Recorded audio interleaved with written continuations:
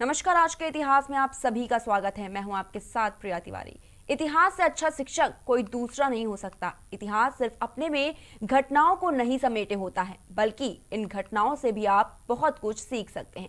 इसी कड़ी में जानेंगे आज 12 मार्च को देश दुनिया में इसी कड़ी में जानेंगे आज 13 मार्च को देश दुनिया में क्या कुछ हुआ था, कौन सी बड़ी घटनाएं घटी थी जिसने इतिहास के पन्नों पर अपना प्रभाव छोड़ा। जानेंगे आज के दिन क्या कुछ खास हुआ था।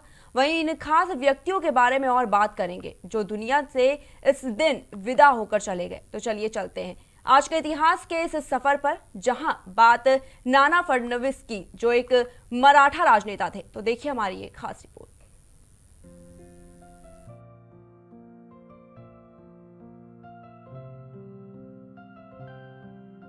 नाना फडणवीस एक मराठा राजनेता थे जो पानीपत के तृतीय युद्ध के समय पेशवा की सेवा में नियुक्त थे और आज ही के दिन 13 मार्च 1800 में इनका निधन हुआ था। वह अपनी चतुराई और बुद्धिमत्ता के लिए बहुत प्रसिद्ध है। नाना फडणवीस ने रघुनाथ राव की स्वयं पेशवा बनने की सारी कोशिशें नाकाम कर दी थी। नाना फडणवीस का टीपू सुल्तान से भी युद्ध हुआ था।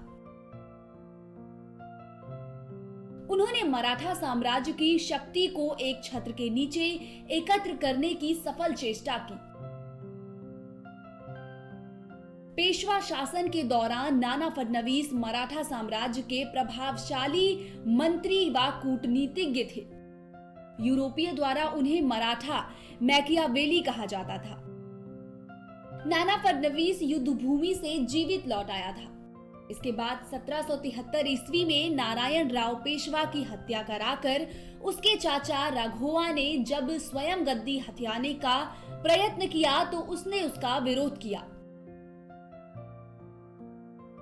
नाना फडणवीस ने नारायण राव के मरणोपरांत उत्पन्न पुत्र माधव राव नारायण को 1774 ईस्वी में पेशवा की गद्दी पर बैठाकर राघोवा की चाल विफल कर दी।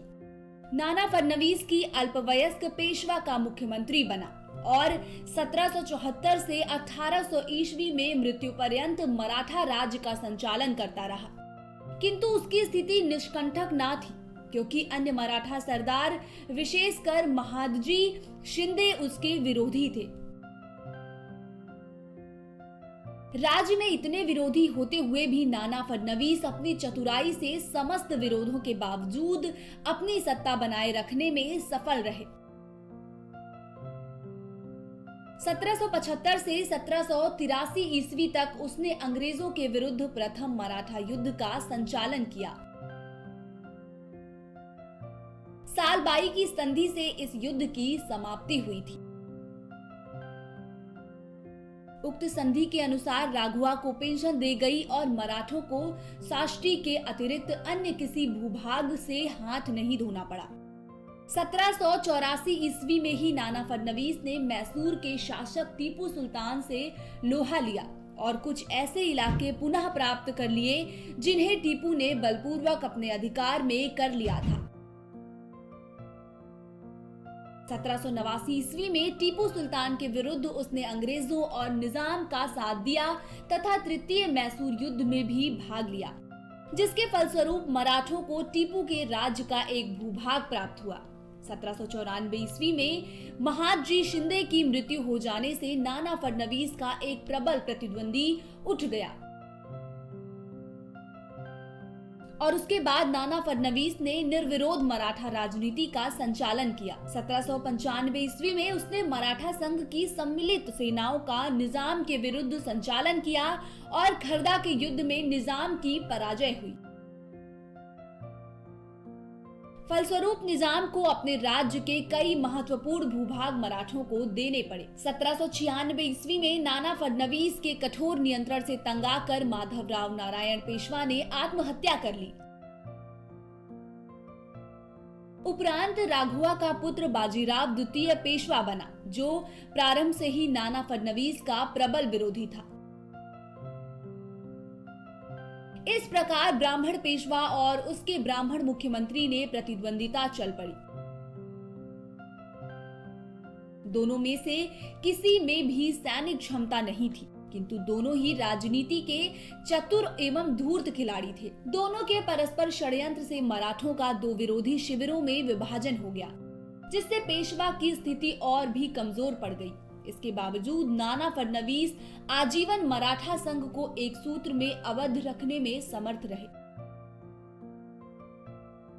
13 मार्च 1800 ईस्वी में नाना फडणवीस की मृत्यु हो गई और इसके साथ ही मराठों की समस्त क्षमता, चतुरता और सूझबूझ का भी अंत हो गया।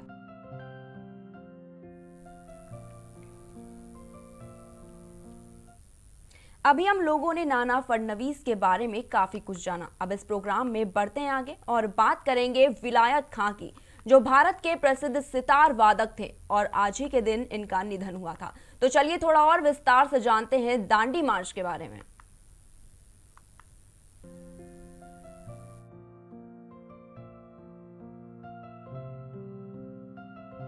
विलायत खां भारत के प्रसिद्ध सितार वादक थे, जिन्होंने अंतर्राष्ट्रीय स्तर पर भी बहुत ख्याति प्राप्त की थी।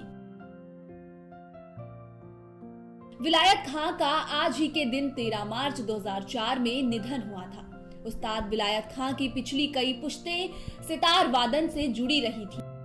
उनके पिता इनायत हुसैन खान से पहले उस्ताद इमदाद हुसैन खान भी जाने माने सितार वादक रहे थे। विलायत खान ने सितार वादन की अपनी अलग अलग शैली विकसित की थी, जिसमें श्रोताओं पर गायन का एहसास होता था। उनकी कला के सम्मान में राष्ट्रपति फखरुद्दीन अली अहमद ने उन्हें आफ्ताब-ए-सितार का सम्मान दिया था। ये सम्मान पाने वाले वे एकमात्र सितार वादक थे। अंतर्राष्ट्रीय ख्याति प्राप्त सितार वादक उस्ताद विलायत खां का जन्म 28 अगस्त 1928 को तत्कालीन पूर्वी बंगाल के गौरीपुर नामक स्थान पर एक संगीतकार परिवार में हुआ था। उनके पिता उस्ताद इनायत हुसैन खां अपने समय के न केवल सुरबहार और सितार के विख्याता वादक थे, बल्कि सितार वाद्य को विकसित रूप देने में भी उनका काफी योगदान था। उस्ताद विलायत खां के अनुसार सितार वाद्य प्राचीन वीणा का ही परिवर्तित रूप है। इनके दादा उस्ताद इमदाद खां अपने समय में रुद्र वीणा वादक थे। उन्हीं के मन में सबसे पहले सितार में तरब के तारों को जोड़ने का विचार आया था, किंतु इसे पूरा किया विलायत खां के पिता इनायत खां ने। उन्होंने संगीत के वाद्यों के निर्माता कन्हाई लाल के माध्यम से इस स्वप्न को साकार किया। सितार के ऊपरी हिस्से पर दूसरा तुम्बा लगाने का श्रेय भी इन्हें प्राप्त है। उस्ताद विलायत खान ने अपनी शुरुआती संगीत शिक्षा पिता इनायत खान से प्राप्त की थी। जब वे मात्र 12 वर्ष के अल्पायु में ही थे, तभी उनके पिता का निधन हो गया। बाद में उनके चाचा वाहिद खान ने उन्हें सितार वादन की शिक्षा दी। उनके नाना बंदे हुसैन खां और मामू जिंदे हुसैन खान से भी उन्हें गायन की शिक्षा प्राप्त हुई। विलायत खां के सितार वादन से तंत्रकारी कौशल के साथ साथ गायकी अंग की स्पष्ट झलक मिलती है। सितार को गायकी अंग से जोड़कर उन्होंने अपनी एक नई वादन शैली की नींव रखी थी। वादन करते समय उनके मिजराब के आघात से दाग के स्थान पर आ की ध्वनि का स्पष्ट आभास होता था। उनका यह प्रयोग वादन को गायकी अंग से जोड़ देता है। विलायत खान ने सितार के तारों में भी प्रयोग किए थे। सबसे पहले उन्होंने सितार के जोड़ी के तारा में एक तार निकालकर एक पंचम स्वर का तार जोड़ा। पहले उनके सितार में 5 तार हुआ करते थे, बाद में एक और तार जोड़कर संख्या 6 हो गई थी। अपने वाद्य और वादन शैली के विकास के लिए वे निरंतर प्रयोगशील रहे। एक अवसर पर उन्होंने स्वयं भी स्वीकार किया कि वर्षों के अनुभव के बावजूद अपने हर कार्यक्रम को एक चुनौती के रूप में लेते थे और मंच पर जाने से पहले दुआ मांगते थे कि इस परीक्षा में भी वे सफलता पाएं। सितार वादन व संगीत के क्षेत्र में विलायत खान के विशेष योगदान के लिए उन्हें 1964 में पद्मश्री और 1968 में पद्म विभूषण सम्मान दिए गए थे, किंतु उन्होंने ये कहते हुए कि भारत सरकार के हिंदुस्तानी शास्त्रीय संगीत में उनके योगदान का समुचित सम्मान नहीं किया, उन्होंने सम्मान ठुकरा दिए। एक सितार वादक के रूप में विलायत खां ने 5 दशक से भी अधिक समय तक अपना जादू बिखेरा। सितार के इस महान वादक को फेफड़े के कैंसर ने अपनी चपेट में ले लिया था। इसके इलाज के लिए वे मुंबई के जसलोक अस्पताल में भर्ती हुए थे। यहीं पर उन्होंने अपने जीवन की अंतिम सांसें ली। 13 मार्च 2004 को उनका निधन हो गया।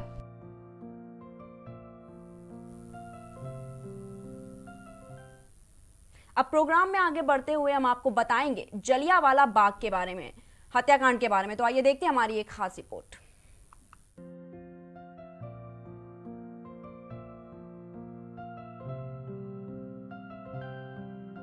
जलियांवाला बाग हत्याकांड भारत के इतिहास में दर्ज एक दुखद घटना है। यह घटना ब्रिटिश शासन की बर्बरता का प्रतीक भी है। देश को गुलामी की जंजीरों से मुक्त कराने के लिए सैकड़ों युवाओं ने जलियांवाला बाग हत्याकांड में अपनी जान की बाजी लगा दी थी। ऐसे ही एक महान क्रांतिकारी थे पंजाब में जन्मे भारत माता के अमर सपूत उधम सिंह। उधम सिंह ने बर्बर जलियांवाला बाग नरसंहार के प्रतिशोध स्वरूप लंदन जाकर पंजाब के तत्कालीन लेफ्टिनेंट गवर्नर माइकल ओडायर की हत्या कर दी थी। इस आजादी के दीवाने ने 13 मार्च 1940 को उस पर ताबड़तोड़ गोलियां चलाकर प्रतिशोध लिया और बहादुरी की एक मिसाल कायम की। इसके अलावा 13 मार्च का दिन और भी बहुत ही महत्वपूर्ण घटनाओं का साक्षी रहा है। उनमें से कुछ का सिलसिलेवार ब्यौरा इस प्रकार है। अंग्रेजों का मकसद था भारतीय स्वतंत्रता के लिए उठ रही आवाजों को दबाना, लेकिन इस जलियांवाला बाग हत्याकांड की घटना ने आजादी की आग को और हवा दे दी। बचपन में ही माँ बाप को खो चुके उधम सिंह की परवरिश अनाथालय में हुई। इस घटना ने उधम सिंह के मन में ही नहीं बल्कि पूरे देश के मन में गुस्सा भर दिया था। पढ़ाई लिखाई के बीच ही वह आजादी की लड़ाई में कूद पड़े। जनरल डायर को मारना उनका खास मकसद बन गया। 1934 में वह लंदन जाकर रहने लगे। 13 मार्च 1940 को रॉयल सेंट्रल एशियन सोसाइटी की लंदन के कॉस्टन हॉल में बैठक थी। इस बैठक में डायर को भी सम्मिलित होना था। उधम भी वहां पहुंच गए। जैसे ही डायर भाषण के लिए अपनी कुर्सी की तरफ बढ़ा, किताब में छुपे रिवॉल्वर निकालकर उधम सिंह ने उस पर गोलियां बरसा दी। डायर की मौके पर ही मौत हो गई। उधम सिंह को पकड़ लिया गया और मुकदमा चला। 31 जुलाई 1940 को उन्हें फांसी दे दी गई। जाने से पहले जान लेते हैं आज के दिन और क्या कुछ हुआ था। आज ही के दिन मंगोलिया ने सन 1921 को चीन से स्वतंत्रता हासिल की थी। वहीं आज ही के दिन 13 मार्च को भारतीय क्रांतिकारी उधम सिंह ने 1940 में अंग्रेजों से जलियांवाला बाग का बदला लेने के लिए जनरल डायर पर गोलियां चलाई। वहीं तुर्की ने सन 1964 को साइप्रस के खिलाफ हमले की धमकी दी थी और स्कॉटलैंड के डनब्लेन के स्कूल में 1996 में एक बंदूकधारी ने घुसकर गोलियों की बौछार कर दी, जिसमें लगभग 16 बच्चे और उनके शिक्षक की मौत हो गई। वह इंडियन मिशनरीज ऑफ चैरिटी ने मदर टेरेसा द्वारा सन 1997 में नेता के रूप में सिस्टर निर्मला का चुना गया। इराक पर ब्रिटेन ने 2003 में रखे प्रस्तावों को फ्रांस ने नामंजूर किया। तो वहीं साल 2012 को बांग्लादेश की राजधानी ढाका के समीप एक तेल टैंकर और एक नौका के बीच हुई टक्कर में लगभग 100 लोगों की जान चली गई। आंध्र प्रदेश के राजनीतिक नेता बरगुल्ला रामकृष्ण राव को 1899 में जन्म हुआ। तो आज के इतिहास में इतना ही। कल फिर मिलते हैं नए इतिहास के साथ। देखते रहिए प्राइम टीवी।